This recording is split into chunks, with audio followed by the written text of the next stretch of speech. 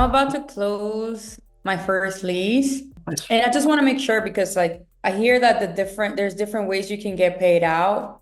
What would you say is the most common way? Like I requested for 6% of the lease term. My broker said 10% of yearly, and then I've heard some people say it's only 1 month broker fee. So I'm not really sure. What is your opinion on that? First off, yours was that's wild. Okay, the three different options you got were wild. Oh my God. Okay, so what I've been paid is 5% of the gross term. Okay, or of gross rent. Okay, that's what I've typically been paid.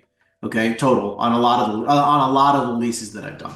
Now, how you get paid, if you want to ask for 6, I'm not here to tell you to ask for less. Okay, if you want to shoot from the hip and go for it, go for it. Maybe you get it, maybe you don't. Okay, but 5%, I've been paid 5% on, because I double end a lot of my leases as well. Because you represent both sides, right? Landlord and Yes, tenant. I am. So let's just say, what's the exact numbers here for this lease? It's looking like it's gonna be $28 a square foot, 2,800 square feet. Triple net. Yes. Okay, how long of a lease did they sign for? 5 years.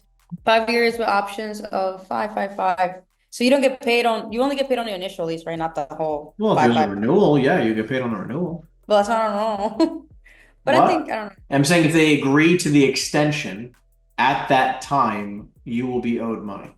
It's not 100% defined yet by the attorneys because it's still in process. No, I To understand. I'm address just that. saying, but like that, you would still be owed. I mean, it's basically a new lease, essentially. Yeah, they asked for 5.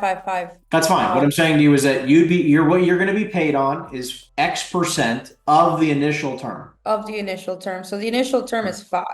Yes, correct. So you take, which it comes to 78,000 a year times 5 years is 392. 392 times 5% as an example, you'd be paid $19,600. Now, I want you to understand this 19,600 is paid out in a lot of different ways depending on the landlord. Some will pay you, X% of it up front, some over time. Some will pay you a full upfront, and some will pay you full over time. It just depends on the landlord, right? Like you can obviously try to request whatever you like. I've been paid in every single one of those options on leases. Okay.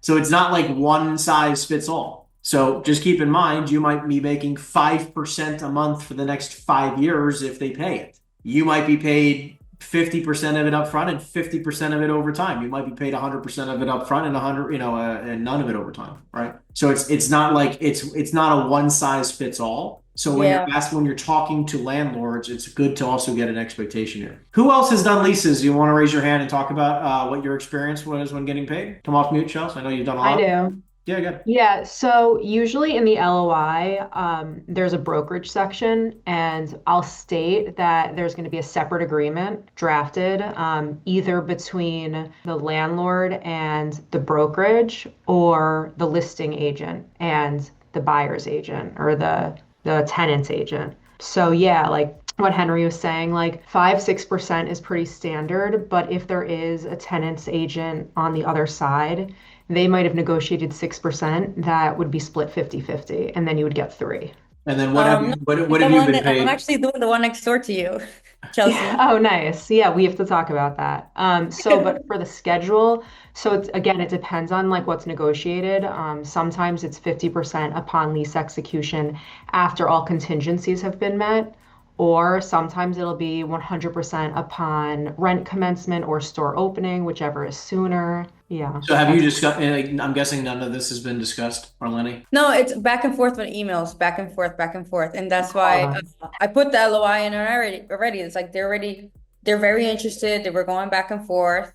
Yeah. Um, What did you say on the lease when it came to compensation? I put on the LOI. I put an LOI. I put 6% paid at lease signing. I mean, I just want to be honest, that's aggressive as hell. That's aggressive. Um, I mean, that is incredibly aggressive. But Um, they told me there was like I was like, what are you guys looking to pay? And he said between 5 and 6%, that's market rate. And I was like, okay, that's for no, 6. no, look, I'm not, I'm more so of lease signing is what I'm saying is mhm. what's aggressive. Oh, like that's Unless aggressive. that's specific. I'm not gonna lie to you. I've had people pay me at lease signing like but just that was agreed upon previously. This is a big Um, company. They got the money. But just keep in mind, like they don't collect anything until for 5 years, right? They're Yeah. horribly negative into the red for a long time. And a Yeah. lot of times it takes a long time for them to get through permitting. And if the How did they tenant pay isn't like a you? sophisticated business owner, it might take them even longer. They might never even get it. So, like a lot of times, the landlord, if they agree at lease execution, they'll say after contingencies, and the contingencies are usually receiving permits. This way they can open their doors, right? Like the business can then start paying rent. Think about it. They have to do an entire build out. Yeah. I mean, look, obviously if you want to keep us posted in the group chat on WhatsApp of how it's going, and if you need support of like which way it's going, more than willing to help you out there. I'm just curious, Chelsea, last question. How did you get paid out? You got paid on this already, right? Were you at least So signing? the one that you're talking about, Elizabeth, I have Yeah. not gotten paid out on. They're still building it out. The lease was signed over like I would say a year ago now, and I have not seen a penny. And then on top of it, Annie, with this yeah. specific landlord, we agreed for 12 equal monthly installments, Damn. which it's fine. It's like at the end of the day, it's like a steady thing that I can rely on, and it's not that big of a commission. It's fine. But Yeah. that's how that listing agreement was negotiated with the landlord. Yeah. Everyone thinks leasing is fast money. Sales is much faster. At least it's at least one. I'd say it's at least one quick. It's like it's like you get your check and it's done. Yep. You think about it versus It's just it's a relationship. When you get yeah. into a lease, like a tenant and the landlord has this long relationship. The leases are much longer than like the purchase sales agreement and the contracts and everything. I don't understand how you haven't seen a penny yet. Was it because of the contingencies where to get permits and to be built out, or Because they haven't started paying rent yet. oh, they haven't? Oh, okay, Yeah. got it. Hey, How long hey, time frame? 6 months you got? Well, Yeah. also this tenant, it's their first location. It took them a very long time to agree on the architect's drawings and to the permitting, and they had to go back and forth when they submitted their application. There were things wrong with it. So then they have to go back and they need to redraw things and they need to get more seals of approval. It's like, So majority of the time, and again, Wes had the same thing, and DJ, I'll let you talk in a second here, but like Wes saying the same exact thing, 50% at signing, 50% at open, which, and obviously you don't want to ever get paid overtime if you can avoid it. I'm just saying it's happened in the past, depending on the type of tenant. so one last thing about the options, that also needs to be negotiated in the commission agreement. You don't always get paid on options. So like we'll say, like in the listing agreement, for example, we'll say we get paid on 10 years, including options, extensions, renewal, like relocations. But so you'd get paid for the initial term. So let's say the initial term's 5 years. Upon exercising of the option, then you'll get paid out on that second 5-year term. Wow, thank you. You got it. Great question, by the way. DJ, what'd you say? Are you? oh no, I was gonna say Chelsea took it right out of my mouth. So if she wants me to, I can send her over what I use. I've been doing it probably about 10 years now, and I've always gotten cashed out. Even when owners are trying to play hardball with you, I always get a cash out. In our standard here in Georgia, it's kind of like first and four. It's kind of rare that you get a 5%. You can ask for it, but they're always going to push you back and try to put you in a first and four. I can send you the verbiage that we use, kind of like it's fairly simple. You can kind of read through it and go through it, but Yeah, throw it in the group chat in the WhatsApp group. I, Chelsea, if you can do the same. Just whatever templates you guys like, put in the group chat. But for I you will guys do. to share. Thank you guys. Mhm. Awesome, great question, Alani. Cool. Who else has any other questions? Rob, what do you got, buddy? Thank you for raising your hand. So, looking for some help, some strategies at getting a seller to give me a number. I sold a couple commercial condos. I know they're not preferable, but I've sold a couple in the last couple of years, and I was following up with a cold calling, and I got a guy that I made an offer to a couple of years ago, and he denied it. Told me to go F myself, basically. But I'm back talking to him again. He has a great tenant in there that takes care of everything.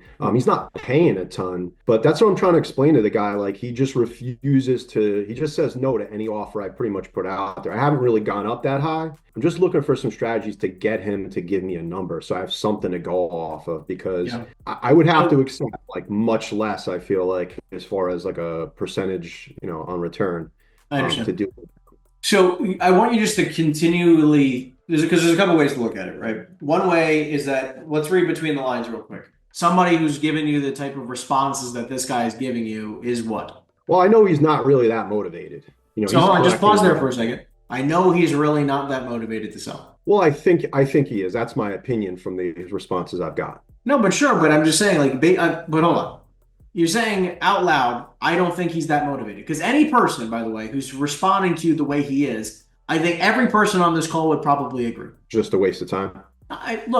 Again, I'm going to give you a couple of perspectives, but like first thing that comes to my mind is that you're spending probably too much time on a lead that probably is not going to go anywhere. First, immediately, like if you just told me this, like just again, you've only described this for about 60 seconds, and I'm already thinking it's a waste of time. So that's just one quick thing. Now, if you just feel compelled to continue this conversation with this individual, which is okay, getting them to give you a number is a different conversation. It's going to be very clear, right? Like. So it's like, are we speaking with an individual who's actually motivated and looking to sell versus someone who's sort of just like, if you happen to, come across or present a lucrative enough number to me, I'll remotely consider it. So you guys heard me on the phone, right? Like on, I don't know if you were on the live calling session, but I had the guy that we're presenting an offer for, 20, we're talking about 200 foot. It was like $22 million, right?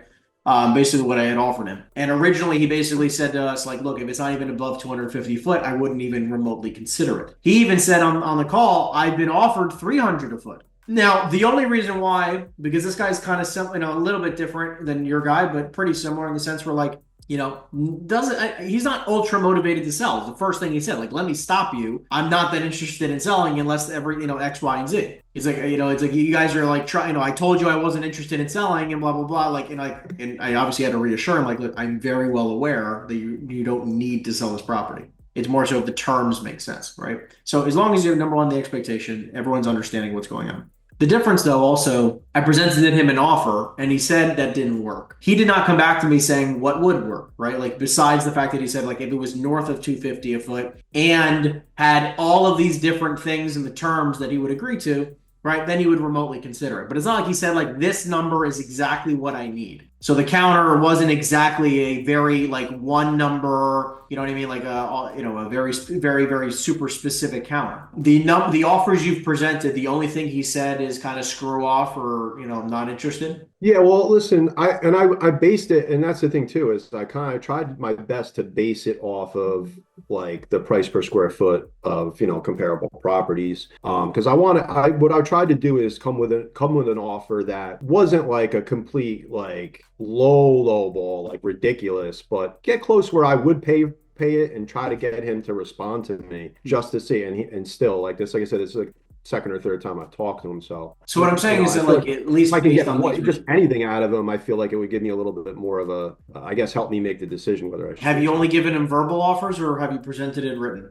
I did give him a written offer. I think it was 2 years ago when I talked to him. And he responded to the email or no? He responded to me when I followed up with him. He responded with a basically go after yourself. Listen, the offer was a little bit low. I didn't think it was outlandish. I kind of expected it. Something. But again, like, so look, you're, I don't want to go in circles here for a second, but like this guy is clearly not that motivated to sell. If you would like to give him more offers, you can, right? Like, totally fine. You can present things to him and continue to go down this path at higher and higher numbers, but you are negotiating against yourself. This is an individual that is not giving you anything in return, clearly not that motivated. And you're even saying that the guy's paying low, the tenant's paying low rent. And by the time you give him a number, you're not even going to be able to perform, or by the time you give him a number that he's even going to be remotely interested in, you're not going to be able to perform. Yeah. Well, I've kind of unwrote the property, so I'm not going to, obviously not going to give him a number that doesn't